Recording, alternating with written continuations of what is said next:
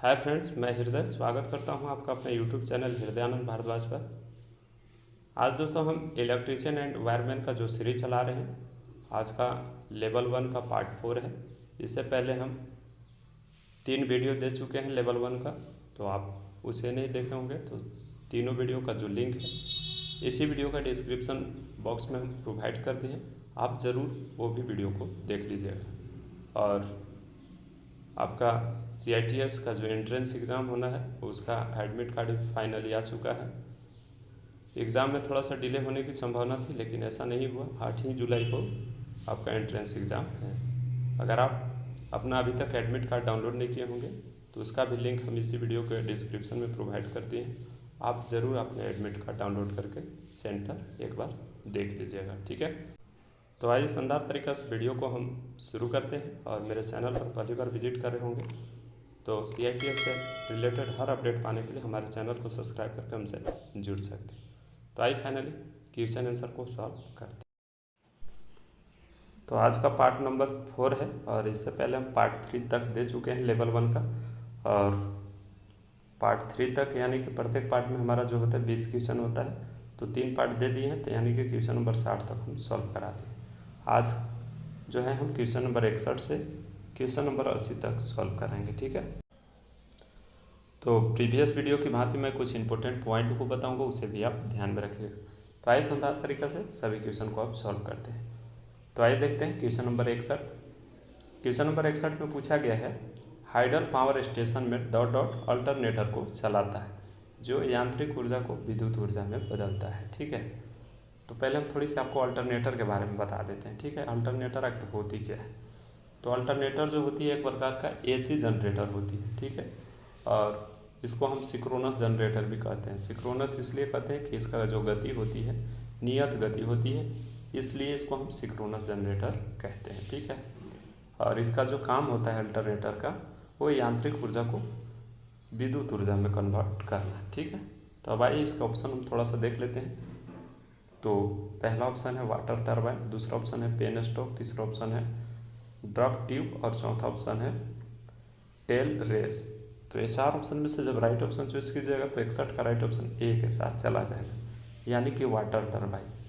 Hydel power station में जल turbine alternator को चलाता है जो कि यांत्रिक ऊर्जा को विद्युत ऊर्जा में रूपांतरण करता है। तो राइट ऑप्शन हम यहाँ पर ए के साथ यानी कि पहला का साथ चूज किए, ठीक है।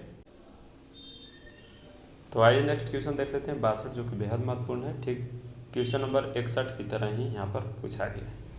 यहाँ पर इस बार अब जो पूछा गया है, थर्मल पावर स्टेशन में थर्मल ऊर्जा को यांत्रिक ऊर्जा में परिवर्तित किया जाता है। तो इसके भी 4 ऑप्शन दिए हुए हैं। पहला है स्टीम टरबाइन के द्वारा, दूसरा ऑप्शन है बॉयलर के द्वारा, तीसरा ऑप्शन है इकोनोमाइजर के द्वारा और चौथा ऑप्शन है सुपर हीट के द्वारा। तो ये 4 ऑप्शन में से जब राइट ऑप्शन चूज कीजिएगा तो 62 का राइट ऑप्शन ए के साथ चला जाएगा। जब हम स्टीम टरबाइन के द्वारा हम थर्मल पावर स्टेशन में थर्मल ऊर्जा को यांत्रिक ऊर्जा में परिवर्तित करते हैं। बात हुई स्टीम टरबाइन की, तो थोड़ा सा इसके बारे में मैं बता देता हूँ। स्टीम का अर्थ होता है भाप, ठीक है। यानी कि यह एक ऐसी युक्ति है जिसकी सहायता से हम दाब युक्त भाप को ऊष्मीय ऊर्जा को यांत्रिक ऊर्जा में बदलते हैं, तो फिर जाकर के वह यांत्रिक ऊर्जा को विद्युत ऊर्जा में कन्वर्ट किया जाता है, ठीक है। और इसका खोज 1884 में चॉलर्स के द्वारा किया गया था, ठीक है। तो इसे भी ध्यान में रखिएगा। 62 का राइट ऑप्शन ए के साथ चला गया। तो आइए नेक्स्ट देख लेते हैं क्वेश्चन नंबर 63, जो कि बेहद महत्वपूर्ण है। और यहाँ पर पूछा गया है, एक बंद पात्र है जिसमें कोयला को दहन का ऊष्मा उपयोग करके पानी को वाष्प में बदल दिया जाता है। तो इसके भी 4 ऑप्शन दिए हुए हैं। पहला ऑप्शन है बॉयलर, दूसरा ऑप्शन है फ्यूलर गैस चेम्बर, तीसरा है एयर प्री हीटर और चौथा ऑप्शन है कंडेंसर। तो ये 4 ऑप्शन में से जब राइट ऑप्शन चूज कीजिएगा तो 63 का राइट ऑप्शन भी ए के साथ हम चूज करेंगे। एक बंद जो पात्र होती है जिसको हम बर्तन बोल सकते हैं, बड़ा सा होता है जिसको हम बॉयलर बोलते हैं। और बॉयलर जो होता है एक बंद पात्र होता है जिसमें हम पानी को ऊंच दाब पर भाप में बदलने के लिए उपयोग करते हैं, ठीक है। तो राइट ऑप्शन यहाँ पर हम ए के साथ चूज करेंगे 63 का राइट ऑप्शन ए के साथ चला गया। ठीक है, तो आइए नेक्स्ट देख लेते हैं क्वेश्चन नंबर 64। और क्वेश्चन 64 जो है बेहद आसान क्वेश्चन है। यहाँ पर पूछा गया आपसे बायोगैस का एक मुख्य घटक होती है, तो मीथेन, ऑक्सीजन, नाइट्रोजन, टाइटेनियम। तो आप सभी लोग जानते हैं बायोगैस का जो मुख्य घटक होती है मीथेन होती है। इसका सूत्र भी कभी कभी ऑप्शन में दे देता है, CH4 होता है। तो CH4 ध्यान में रखिएगा, कभी मीथेन नहीं लिखेगा, ओनली सूत्रवा लिख देते हैं, तो कई लोग कंफ्यूज हो जाते हैं। तो इसका सूत्र भी आप ध्यान में रखिएगा। बायोगैस मुख्य घटक जो होती है बायोगैस का मीथेन होती है। राइट ऑप्शन हम ए के साथ चूज करेंगे। ठीक है, तो आइए नेक्स्ट क्वेश्चन देख लेते हैं 65, जो कि बेहद महत्वपूर्ण है। क्वेश्चन नंबर 65 में पूछा गया है निम्नलिखित में से कौन सा एक गैसीय ईंधन है। तो इसके भी 4 ऑप्शन दिए हुए हैं। पहला ऑप्शन है पॉलीप्रोपाइलीन, ठीक है, और SF6 है, नेचुरल गैस है, रेसिन्स है। तो ये 4 ऑप्शन में से जब राइट ऑप्शन चूज कीजिएगा तो गैसीय ईंधन के रूप में जो होता है नेचुरल गैस होता है। तो राइट ऑप्शन हम यहाँ पर सी के साथ चूज करेंगे। नेचुरल गैस के अंतर्गत जो आती है methane, ethane, propane, butane, pentane, ये सब का मिश्रण होता है। और नेचुरल गैस को आधुनिक युग का नया ईंधन कहा जाता है, जो कि प्रदूषण रहित, पर्यावरण के अनुकूल और किफ़ायती भी होती है। तो राइट ऑप्शन यहाँ पर हम सी के साथ चूज की। 65 का राइट ऑप्शन सी के साथ चला गया। तो आइए नेक्स्ट क्वेश्चन देख लेते हैं 66, जो कि बेहद महत्वपूर्ण है। क्वेश्चन नंबर 66 में पूछा गया है संयुक्त ट्रांसमिशन और डिस्ट्रीब्यूशन नेटवर्क डॉट डॉट के रूप में जाना जाता है। तो इसके भी 4 ऑप्शन दिए हुए हैं। पहला ऑप्शन है पावर ग्रिड के नाम से जाना जाता है, दूसरा बस बार, तीसरा ऑप्शन है लोड डिस्पैच सेंटर और चौथा ऑप्शन है वायर नेट। तो ये 4 ऑप्शन में से जब राइट ऑप्शन चूज कीजिएगा तो यहाँ पर 66 का राइट ऑप्शन ए के साथ चला जाएगा। ट्रांसमिशन और डिस्ट्रीब्यूशन लाइन के संयुक्त रूप को हम पावर ग्रिड कहते हैं। तो राइट ऑप्शन हम यहाँ पर ए के साथ चूज करेंगे। और पावर ग्रिड जो होती है बिजली के उत्पादन से लेकर के उपभोक्ता तक पहुँचाने के लिए जिस नेटवर्क का इस्तेमाल किया जाता है उसे हम पावर ग्रिड कहते हैं। तो राइट ऑप्शन यहाँ पर हम ए के साथ चूज किए, इसे आप ध्यान में रखिएगा। तो आइए नेक्स्ट देख लेते हैं क्वेश्चन नंबर 67, जो कि बेहद महत्वपूर्ण है। क्वेश्चन नंबर 67 में पूछा गया है भारत में घरेलू उपभोक्ता कनेक्शन के लिए डॉट डॉट से प्रदान किया जाता है। यानी कि जो भारत में घरेलू उपभोक्ता होते हैं उनकी कनेक्शन में क्या प्रदान किया जाता है। तो पहला ऑप्शन है DC प्रकार का 2 वायर प्रदान किया जाता है, दूसरा ऑप्शन है 3 फेज 3 तार का उपयोग किया जाता है, तीसरा ऑप्शन है 3 फेज अथवा 4 तार का उपयोग किया जाता है, और चौथा ऑप्शन है 3 DC तार का उपयोग किया जाता है, प्रदान किया जाता है। तो इस 4 ऑप्शन में से जब राइट ऑप्शन चूज कीजिएगा तो 67 का राइट ऑप्शन जो है सी के साथ चला जाएगा। भारत में घरेलू उपभोक्ता के कनेक्शन के लिए 3 फेज अथवा 4 तार प्रयोग किए जाते हैं।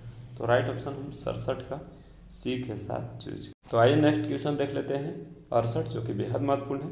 यहाँ पर आपसे पूछा गया है निम्नलिखित में से कौन सा एक ओवरहेड लाइन का मुख्य घटक है। तो इसके भी 4 ऑप्शन दिए हुए हैं। पहला ऑप्शन है बस बार, दूसरा ऑप्शन है करंट ट्रांसफार्मर, तीसरा ऑप्शन है सर्किट ब्रेकर और चौथा ऑप्शन है लाइन इंसुलेटर। तो हम जानते हैं कि बस बार, करंट ट्रांसफार्मर और सर्किट ब्रेकर जो है ये सब स्टेशन का मुख्य घटक होती है, लेकिन यहाँ पर लाइन इंसुलेटर जो होती है एक ओवर हेड लाइन का मुख्य घटक होती है। तो राइट ऑप्शन यहाँ पर हम 68 का डी के साथ चूज करेंगे, इसे आप ध्यान में रखिएगा। ठीक है, तो आइए नेक्स्ट क्वेश्चन देख लेते हैं 69, जो कि बेहद महत्वपूर्ण है। और क्वेश्चन नंबर 69 में पूछा गया है विद्युत प्रवाहित तार के लिए कौन सा अग्निशामक उपयुक्त होता है। यानी कि कोई तार है उसमें धारा बह रही है और शॉर्ट सर्किट वजह से आग लग गया, तो वहाँ पर हम किस प्रकार के फायर एक्सटिंग्विशर का यूज़ करेंगे। तो इसके भी 4 ऑप्शन दिए हुए हैं।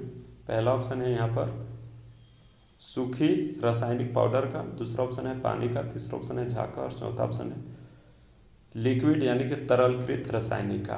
तो ये 4 ऑप्शन में से जब राइट ऑप्शन चूज कीजिएगा तो यहाँ पर 69 का राइट ऑप्शन ए के साथ चला जाएगा। विद्युत से लगी आग के लिए हम सूक्ष्म रासायनिक पाउडर यानी कि ड्राई केमिकल पाउडर का उपयोग करेंगे। तो राइट ऑप्शन ए के साथ चला गया। यहाँ पर पानी का उपयोग नहीं करेंगे, झाग का उपयोग नहीं करेंगे, क्योंकि यह सब अगर उपयोग करेंगे तो हमको इलेक्ट्रिक शॉक लगने की संभावना भी ज़्यादा हो जाएगी। तो यहाँ पर राइट ऑप्शन जो है ए के साथ चूज करेंगे।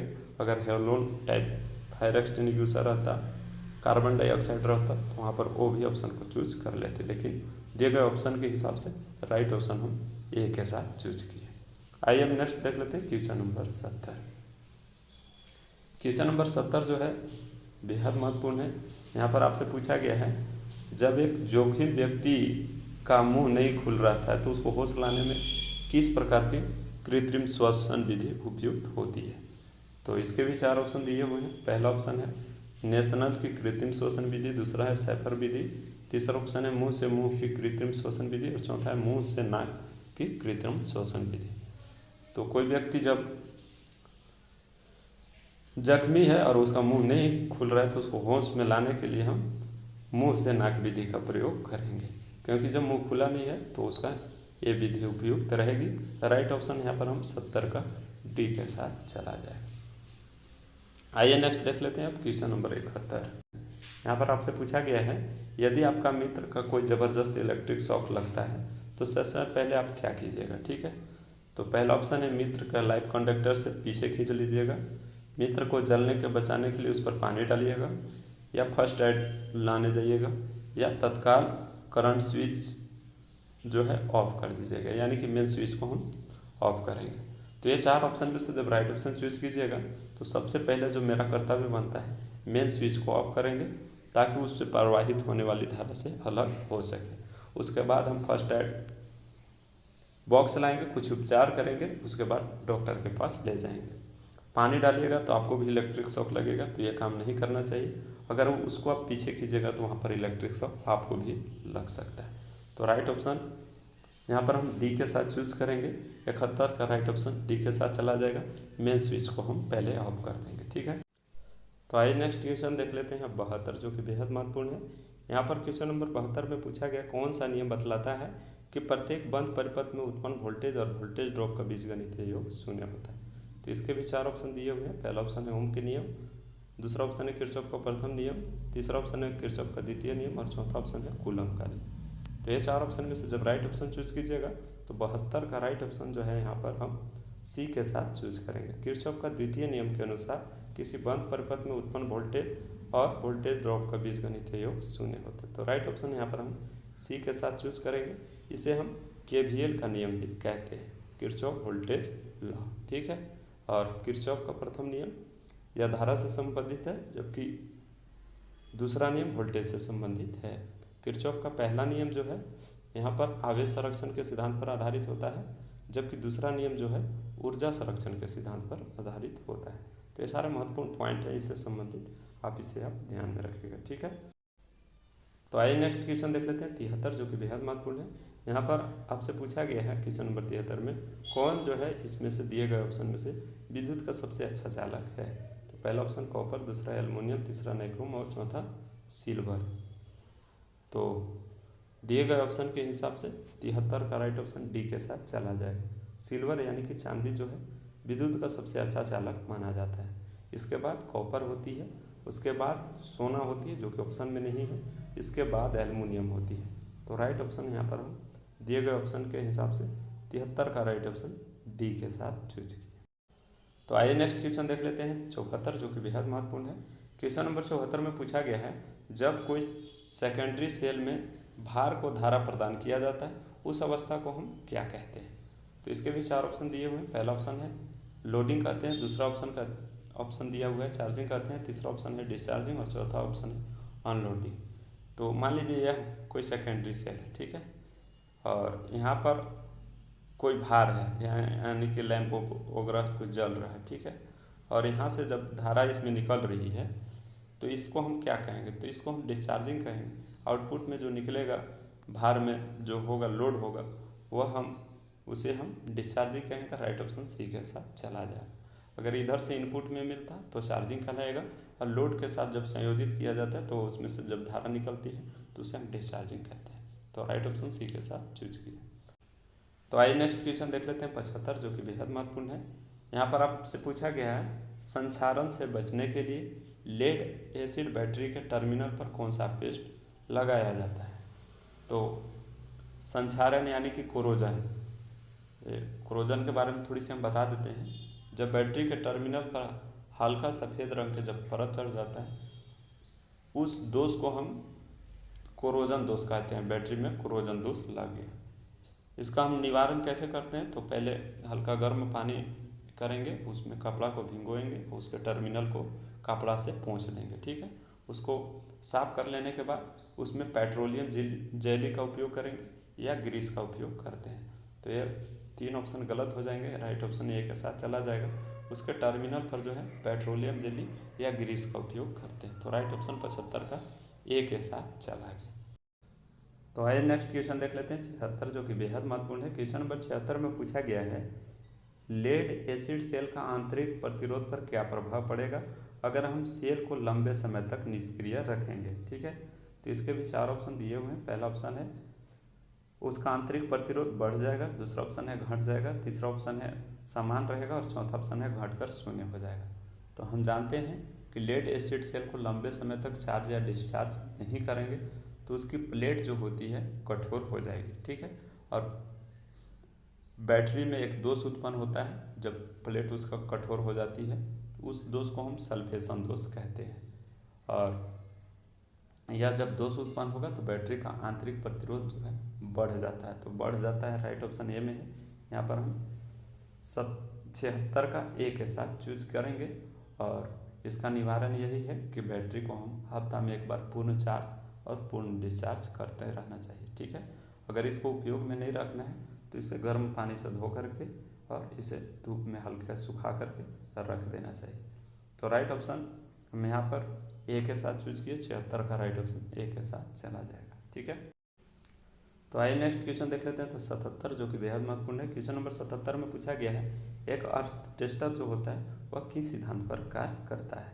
तो इसके भी 4 ऑप्शन दिए हुए हैं। पहला ऑप्शन है विभव के विभाजन विधि, दूसरा ऑप्शन है विभव पातन विधि के सिद्धांत पर कार्य करता है, तीसरा ऑप्शन है प्रतिरोध विधि के पतन पर कार्य करता है और चौथा ऑप्शन है धारा के विभाजन विधि पर कार्य करता है।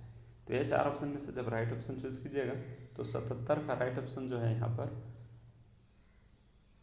बी के साथ चला जाएगा। ठीक है, एक टेस्टर जो होता है वह फॉल ऑफ पोटेंशियल के सिद्धांत पर कार्य करता है। तो राइट ऑप्शन हम 77 का बी के साथ चूज किए। तो आइए नेक्स्ट देख लेते हैं क्वेश्चन नंबर 78 जो कि बेहद महत्वपूर्ण है और यह जो क्वेश्चन है कई बार कंपटीशन एग्जाम में पूछा गया है। ठीक है, यहाँ पर पूछा गया ट्री सिस्टम वायरिंग प्रणाली किसके लिए उपयुक्त होती है। तो पहला ऑप्शन है बहुमंजिला इमारत के लिए, दूसरा ऑप्शन है एक मंजिला के लिए, तीसरा ऑप्शन है औद्योगिक तार के लिए और चौथा ऑप्शन है मुद्रालय के लिए। तो ये 4 ऑप्शन में से जब राइट ऑप्शन चूज कीजिएगा तो ट्री सिस्टम प्रणाली जो होती है बहुमंजिला इमारत के लिए उपयुक्त होती है। तो राइट ऑप्शन यहाँ पर 78 का ए के साथ चूज करेंगे। कई बार आपको यहाँ पर क्वेश्चन में पूछ देता है घुमा करके कि बहुमंजिला इमारत के लिए कौन सा वायरिंग प्रणाली उपयुक्त होती है, तो वहाँ पर ट्री सिस्टम प्रणाली वायरिंग सिस्टम प्रणाली उपयुक्त होती है। तो क्वेश्चन को इधर उधर थोड़ा बहुत कर देता है तो आप कंफ्यूज नहीं होएगा। तो आइए नेक्स्ट क्वेश्चन देख लेते हैं 79 जो कि बेहद महत्वपूर्ण है। क्वेश्चन नंबर 79 में पूछा गया है, घरेलू वायरिंग के लिए पीवीसी कंडक्ट पाइप का व्यास जो होता है उसका पसंदीदा आकार क्या होती है। तो इसके भी 4 ऑप्शन दिए हुए हैं। पहला ऑप्शन है 21 mm, दूसरा ऑप्शन है 19 mm, तीसरा ऑप्शन है 17 mm और चौथा ऑप्शन है 15 mm। तो ये 4 ऑप्शन में से जब राइट ऑप्शन चूज कीजिएगा तो 79 का राइट ऑप्शन जो है बी के साथ चला जाएगा। जो पीवीसी कंडक्ट पाइप होता है उसका जो सामान्यतः व्यास जो लिया जाता है, जो सबसे ज़्यादा प्रयोग किया जाता है 19 mm का प्रयोग किया जाता है। तो राइट ऑप्शन यहाँ पर हम बी के साथ चूज करेंगे। 79 का राइट ऑप्शन बी के साथ चला गया। तो आइए नेक्स्ट क्वेश्चन देख लेते हैं 80 जो कि बेहद महत्वपूर्ण है और यह जो क्वेश्चन है इस वीडियो का आखिरी क्वेश्चन होगी। इसका नेक्स्ट वीडियो हम आपको जल्द प्रोवाइड करेंगे। तो आइए देख लेते हैं क्वेश्चन नंबर 80 में क्या पूछा गया है। ठीक है, यहाँ पर पूछा गया है धैर्यता का मान क्या होगा यदि उसका संधारित्र का जो है प्लेट का क्षेत्रफल को हम कम कर देंगे। तो पहला ऑप्शन है धैर्यता का मान बढ़ जाएगा, दूसरा ऑप्शन है घट जाएगा, तीसरा ऑप्शन है कोई परिवर्तन नहीं होगा यानी एक समान होगा और चौथा ऑप्शन है धैर्यता का मान 0 हो जाएगा। तो ये 4 ऑप्शन में से जब राइट ऑप्शन चूज कीजिएगा तो 80 का राइट ऑप्शन जो है बी के साथ चला जाएगा। अगर हम उसका प्लेट का क्षेत्रफल कम करेंगे तो धारिता का मान घट जाएगा। राइट ऑप्शन बी के साथ चला जाए। तो आइए थोड़ा सा हम इसको सूत्र के माध्यम से आपको समझा देते हैं। C इक्वल टू एक फार्मूला होता है एप्सिलॉन A बटा D। आप सभी लोग इसके बारे में जानते होंगे, ठीक है। तो यहाँ पर आपसे कहा गया है कि अगर उसका क्षेत्रफल को हम कम करेंगे, एरिया को, ठीक है, तो इसका जो धारिता का मान भी होगा उसमें कमी आएगी। अगर इसके डिस्टेंस को कम करेंगे तो धारिता के मान में वृद्धि होगी। तो ये फार्मूला के माध्यम से भी आप अच्छी तरीक़ा से समझ सकते हैं, ठीक है। तो 80 का राइट ऑप्शन हम यहाँ पर बी के साथ चूज किए। ये छोटा सा वीडियो था। अगर आपको वीडियो हेल्पफुल रहा होगा तो ज़रूर लाइक कर दीजिएगा और कमेंट करके ज़रूर बताइएगा वीडियो कैसा रहा। इसका नेक्स्ट पार्ट हम जल्द आपको प्रोवाइड करेंगे क्योंकि आपका एडमिट कार्ड आ गई है, ठीक है। तो मिलते हैं फिर नेक्स्ट वीडियो में नई जानकारी के साथ। तब तक के लिए अपना ख्याल रखिएगा। जय हिंद।